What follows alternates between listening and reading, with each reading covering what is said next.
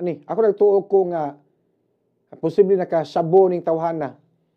Prior sa maong panghitabo, posible nakasabo ni. Unya wala pa tingali ni baba ang tama. Mao na nga confident kayo siya nga mobuhat sa maong krimen. Nganong confident kay ka mobuhat sa maong krimen? Kanang alas 5 padong na muhayag. Kanang alas 5 mga kabombo padong na muhayag. Unya kay mo ka di nimo na kaila. Imo ng pasahero og imo nang tsulaon mo reklamo gyud na. Pero nganong imong gitsula? Nganong imong gihilabtan? Nga di mo uyab, di mo kaila, imong pasahero, nya imong gihilabtan, natural mo reklamo gyud na.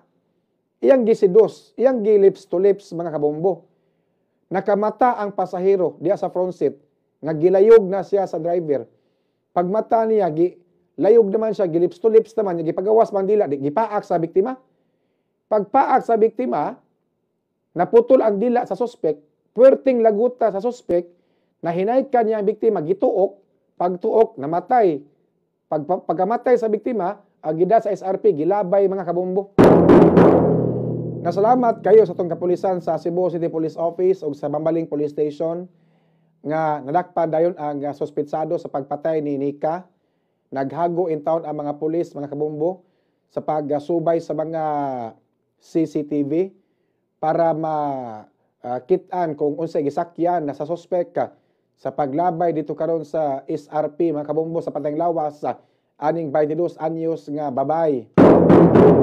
Kabata pa yung taon sa biktima na hinaykan man sa suspect. Ang suspect dunay kaso 3 counts nga acts of lasciviousness unya ngayo sa pending kaso ani rape mga kabombo.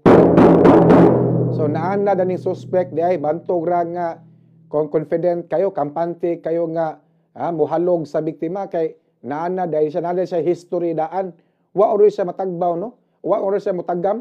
Nga nasa kaso tulo ka counts nga acts of lasciviousness na po siya pending kaso nga rape unya wa mutagam nanghilabot po og pasahero mga kabombo. Naman ako'y kasulti sa mga naminaw ron, sa mga ginikanan karon.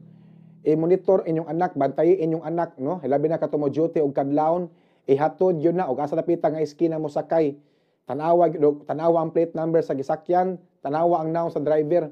Katong inyong mga anak nga mga call center agent nga mo duty kadlawon.